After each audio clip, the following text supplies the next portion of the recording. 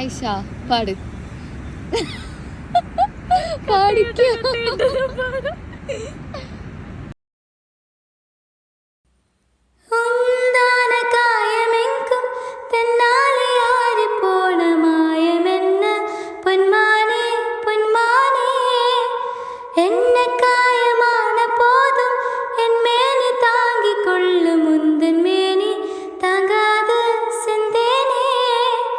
எந்தன் காதல் என்னவென்று சொல்லாமல் ஏங்க ஏங்க அழுகை வந்தது.